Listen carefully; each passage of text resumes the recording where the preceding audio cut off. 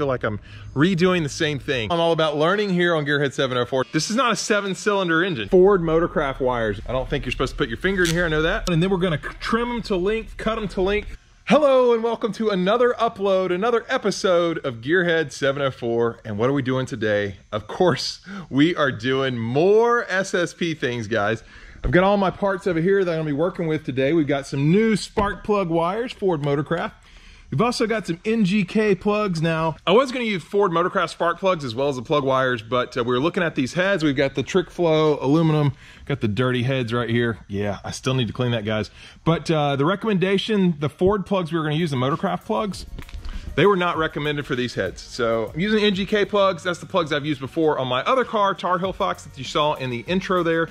And this is what else we're gonna do. So, distributor, if you missed that upload, I did rebuild the distributor pretty much. I put a new pip sensor in it. We had a lot of fun with these gears, and Matt was kind of burning those off, but I just have to assemble. I got a new TFI module. I've got to put that back together today. No big deal there. What else we got here? I've got my fuel rails I cleaned up recently, my oil dipstick tube. And so the idea is to get all this stuff on the motor today. I did want to clean the motor. I'm not gonna quite be able to plug up everything, but I'm gonna get close and we'll see where we, see how far we get. Now, this right here, I did have some people suggest that I paint this, and I did not paint it yet. I think I'm going to today. I think I got the extra time while I'm waiting on some of the other parts to come in. I need a few sensors. I do have to get a new harmonic balancer. The other one, I was gonna reuse it, but there was a problem with the seal, I believe. You know what? Let's just get the expert on here to explain it. All right, brought the expert in. I'm at FMR today. Matt here. You guys have probably seen him on the channel before. If not, welcome to the channel. But so this is my harmonic balancer, Matt, that we pulled off of the car, and we thought we were gonna reuse it, but you spotted something on it. Originally I was gonna reuse it. If you look in here, you got this groove right here, and you got these marks. Well, this is where the seal's gonna ride. These grooves are worn in here from seals going bad, debris getting in there, and then the engine spinning and rubbing into this. Well, basically, like when the seal rides up against this, of course, this spins at the same speed as your crankshaft. So if your tach says 5,000 RPM, this is spinning at 5,000 RPM. So if that seal's hardened, it will eventually wear into this. And that's what's happened on this one. There is a way that we can save it, but the cost of a new balancer, we're just gonna go with the new balancer. Yeah, and I actually want a new one. I want it to look a little bit nicer, and of course we could try to clean this up, but I'm just gonna go ahead. I want a new balancer, so. Right. This also has another problem starting to happen. So being a harmonic balancer, this is actually two separate metal pieces. You have the center portion, which is the hub, then you got the outer portion, which is the balancing ring. That's what these holes are in here for. They spin them and they balance them, and they drill holes to remove material to balance it. But what happens is it's got a rubber insulator between the two. You see that ring right there, right? Yeah. So what happens a lot of times, the rubber insulator goes bad, this ring can actually come loose from the hub. So it will start to spin, or it can move a little bit. So what does that do? That vibration, makes you, right? Yeah, that makes you... I got it right, vibration. Yeah, it makes your engine vibrate because now it's out of balance. Even if this moves a little bit, you're now out of balance. So, and that would wear your bearings out, right? And yeah, wear your crank bearings out, your thrust bearing out, all that stuff. Okay. So you don't want that. So, and this one here is actually starting to go bad. So you can see the rubber here, it's a little cracked, not too bad, but it's flush. But if you come around here, you can see it's starting to pop out. Yep. See, it's flush here. Flush, it's a little and raised. It's starting to pop out here. So even if this was good, I would recommend a balancer just based on this, because yes, it's working right now, but this isn't gonna go another 30, 40, 50,000 miles. Chances are this is gonna go. So we have two issues. So we're just gonna do the new balancer. I didn't even tell you guys what else I'm gonna do today. So I'm gonna let Matt go here and go through that real quick. All right, so Matt explained to you why I'm gonna go ahead and get a new harmonic balancer. What I'm gonna do now is go ahead and put the distributor back together and drop that in the engine. That's the first thing we're doing today, and we'll see how far we get. Hopefully we get all these things done here on the table today, but we shall see.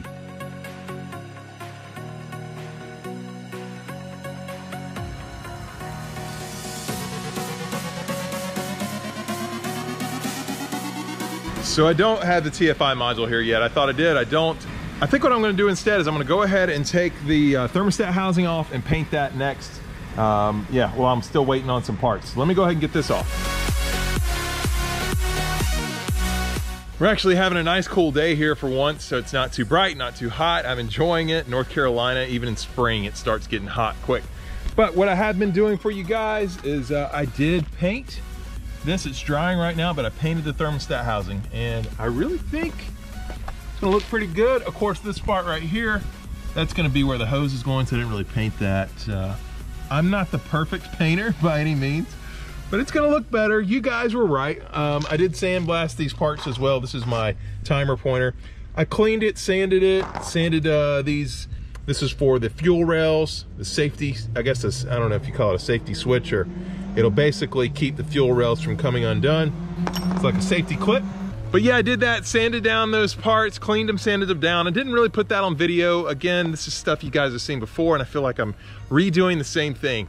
Where I'm kind of stuck at right now is the little details of the build, and it's taking, honestly, it's taking a little while to get all these details done, longer than I thought.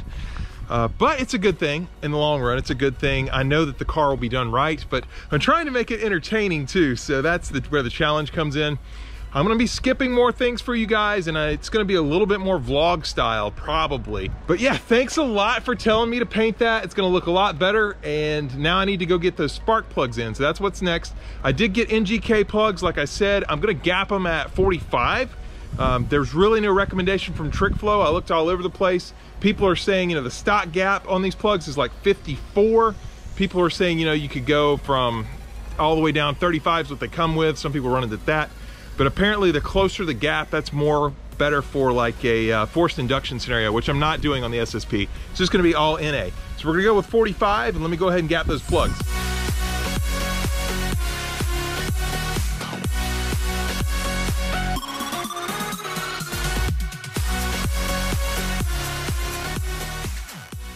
Guys, I'm gapping my last plug here, and I realized I had not done this in years, so I wanted to go ahead and show you guys how to do one in case you don't know at home.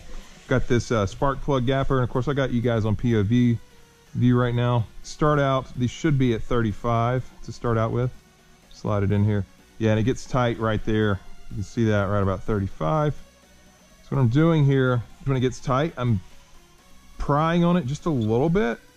And I may have did a little bit too much there, but no, that got me about 40. I need just a little bit more. That was probably way too much. No, I'm right there. Right about 44. Yep, there we go. Now I'm at 40. I'm maybe a little bit. No, right there, right on 45. So that's a good gap. See, right now it goes right to 45. So it's pretty easy to do, not too challenging. Okay guys, thermostat housing. Let's take a closer look. Take a look over here. Yeah, that's gonna look a lot better than it did before. You guys can see that. So again, a good suggestion. What I do have to do, I got a new gasket because I used the other gasket. Here's my old gasket, which you can see can't reuse. I've already been used it, so I went and grabbed a new gasket. They're pretty cheap. I figured, you know, no big deal to go ahead and just rip that off. I already went ahead and cleaned up the gasket material. So as you know, you've got to get rid of all that material that's stuck on there. So I did that. I'm ready to go ahead, put the thermostat back in, put around some new gasket sealer, and yeah, push this back on. So I've already been painting some other brackets as well. My timing pointer plugs are gapped, so about to put the plugs in. Hopefully we'll get the spark plugs on today too. I don't see why not. I've installed a thermostat 3 times now, and I gotta say it's a lot easier with the lower intake off. That's the first time I did it with the intake on. But of course, what did I do? Look, check this out, guys. Look at that. Look at that gasket maker right there. Right there. I did the same thing on the water pump. You can kind of see down here. Yeah, right there. Got some gasket maker. So I messed up my brand new paint job. Anyway, once we get everything buttoned up and we clean it, I might also take some alcohol at that time and clean it up as well. Not gonna happen today. Obviously I just painted that, so it wouldn't be good. Still have some cleaning to do, but at least the paint is there underneath and good. One of the things I am gonna put on today is my pointing timer here. That's gonna tell me what the timing is, and it's gotta go right here. So I actually should have put this on before I put the timing cover on, but it's no big deal. I can take these 2 bolts out. If you guys remember when we did do the timing chain cover, we just put our RTV right here where the water pump is, the bolts are going through. So that would be more of a problem for pulling that off. Look, there's more of that gasket maker there. But yeah, it's not gonna be a big deal. Just pull these 2 out, stick this guy on, and we're gonna go ahead and we're gonna probably set top dead center, you know, 0 degrees timing today. We'll do our electronic timing later. So that'll happen at another time. But yeah, right now I'm gonna pull those bolts off and get this on. Oh, I did paint it as well. I don't think I showed this to you guys earlier. Maybe I did, can't remember, but I think it looks pretty good.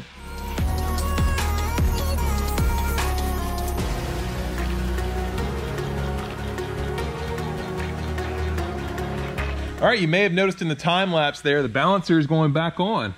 What? Why is the balancer going back on? I just said we were gonna replace it. Well, I do wanna drop the distributor in today, and so I need the balancer on there in order to set the timing correctly. There's a timing mark on the balancer. Let's see if we can, yeah, you can see it right there.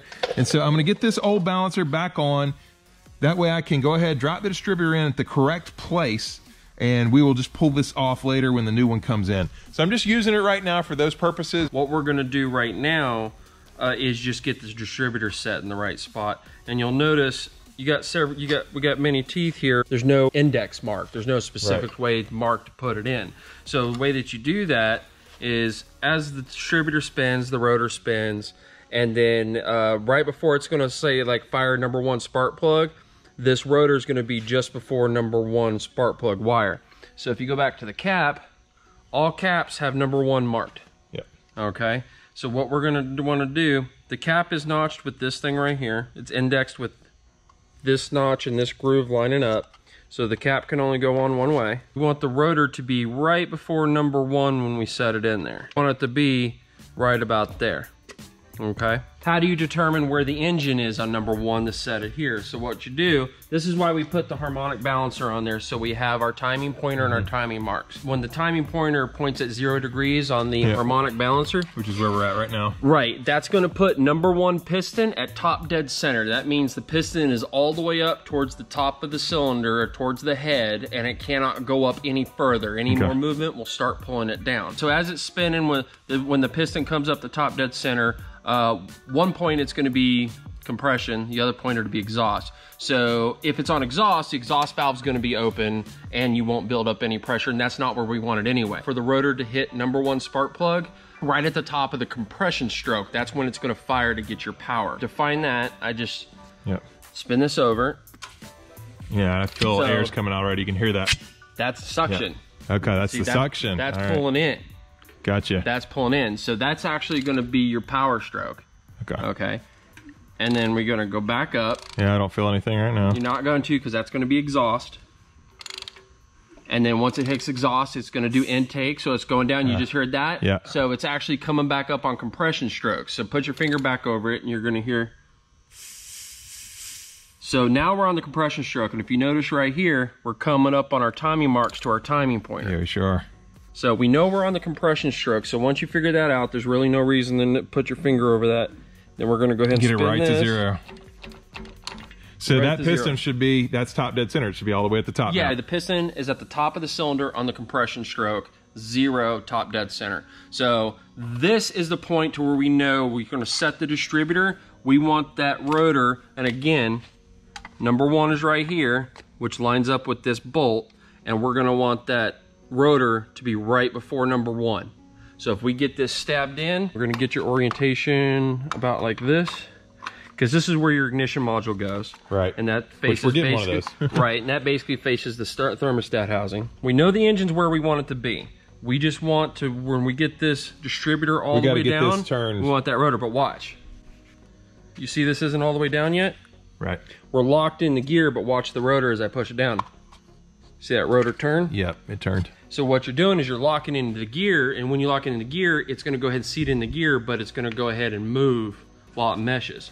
So with that in mind, what we have to do is we have to set it a little bit ahead of where we want it, because it's going to spin this when we put it in. When it locks into the distributor, it's going to move spin back a little bit. Yeah, it's going to spin to my or right. Move away. Yeah. So we need to set it a little bit to the left. But if we want it to be timed correctly, we know number 1's at this screw.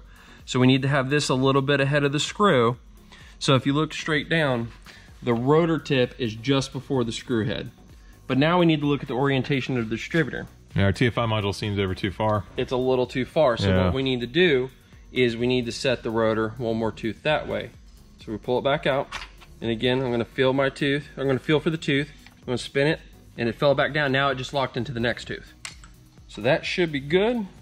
Yeah, so right now we're just before the screw, which is where number 1 is.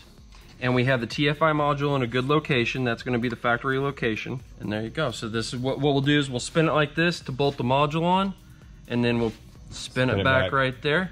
And then at this point, you're pretty much done with the distributor until the engine's running, and then we're gonna set timing. But the whole point of this was to get the teeth indexed properly from the distributor to the camshaft. Okay guys, so that was Matt explaining obviously how to find top dead center, how to get the distributor gear down here hooked up to the camshaft correctly, all that. Now it's out of the car again, or out of the car, well, you know what I mean. Now it's out of the engine again. Why is that? Well, I'm all about learning here on Gearhead 704, so I'm gonna try it myself.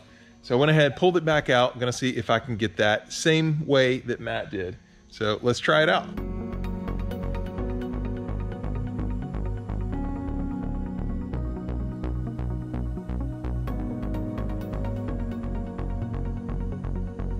And boom, just like that, the distributor is in, and I did it myself. It's pretty easy. Had a harder time understanding it before I did it myself, but once I did, it was a lot easier.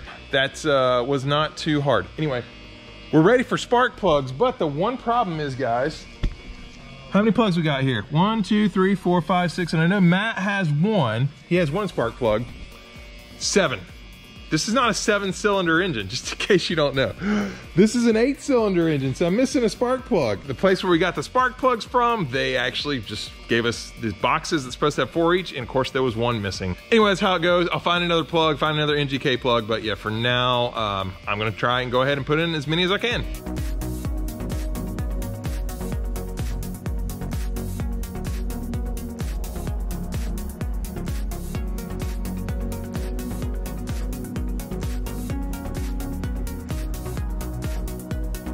All right, I've got all these in by hand now. Well, all 7 of them. Of course, I'm missing the 8th one. I am gonna go ahead and use a torque wrench though. Matt looked up the torque specs for the spark plugs, and we're gonna use about 7 foot-pounds on these NGK plugs. Another thing I do wanna call out is the NGK plugs do have a crush washer. So pretty much they're one use only. You really shouldn't reuse them. I know some people might reuse them, but that's not something you should typically do. So I'm gonna go ahead and torque them down, and then hopefully the 8th one will come in and we get the plug wires on.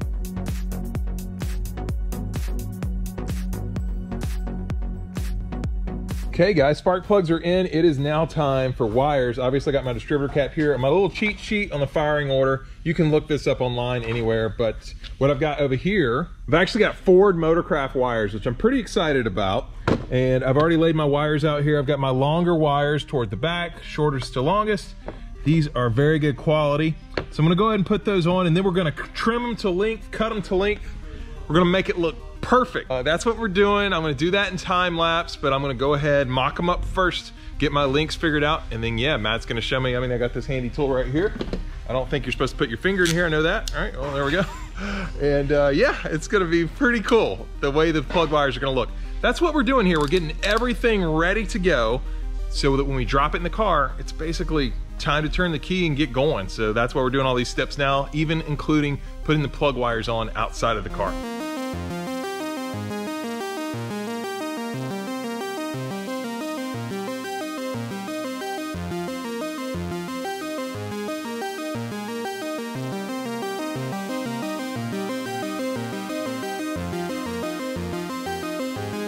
I routed all the plug wires as you saw, but let me show you what we're really getting into. I'm gonna make this look really nice, guys. I'm gonna try to remove all the excess. So I do have, this is pretty cool. These are spark plug wire holders. That's why I have these 2 studs. I already pushed them down, but there's a stud there and a stud there in the valve covers. I think I might be able to take it off. Let's see.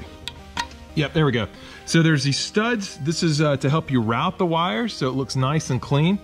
The studs just pop down. This is how they did it from the factory.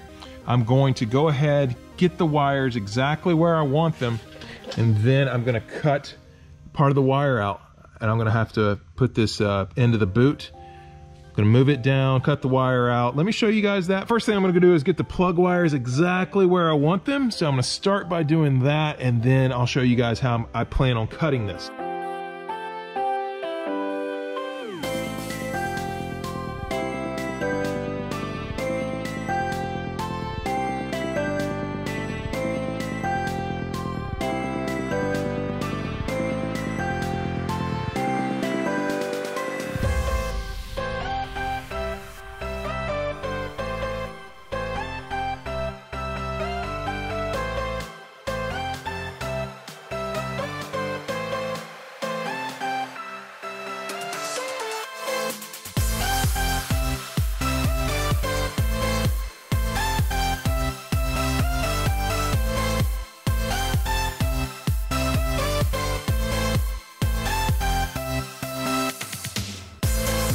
In that time lapse there, it's been about 30 minutes of real time, and I got 2 wires done, and Matt had to kind of jump in and show me. So this is not easy for the first time doing it, but it looks great. I've got 2 of them done so far.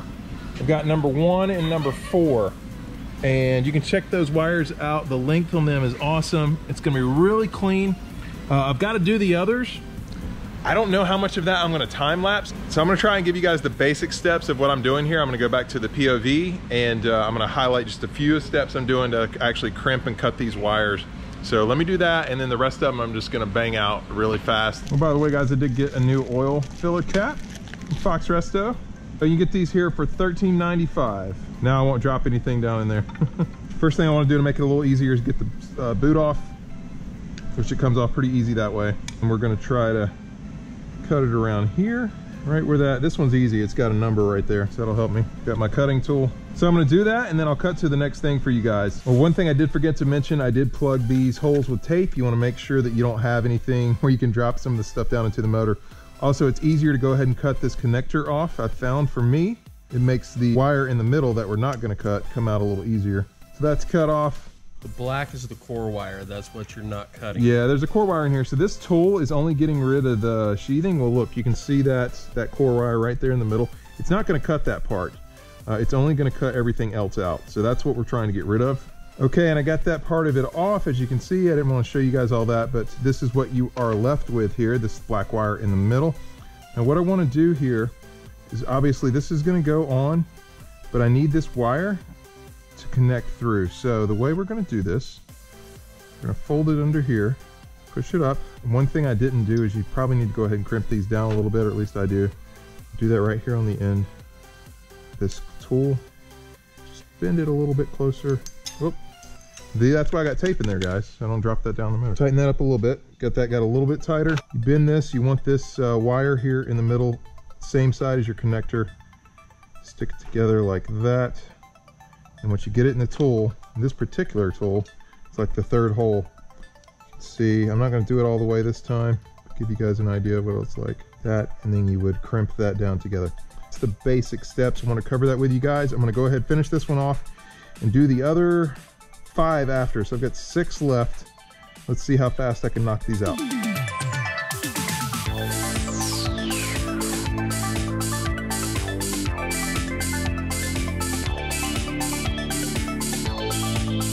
Okay, just like that, the wires are cut and done. What do you guys think? Have you seen anything like this before? I mean, all right, how about that? What do you guys think? I've never seen plug wires this nice unless it was like a completely stock car. Brand new, I love it. It looks good. I've still got to put some dielectric grease. I did not. You should do that. It makes it a lot better. So I need to put dielectric grease where it connects to the spark plug, also where it connects up here to the distributor cap. So I got to do that. I think I'm gonna put my oil dipstick tube in, so let me do that real quick, show you what that guys look like, and then we'll wrap this thing up.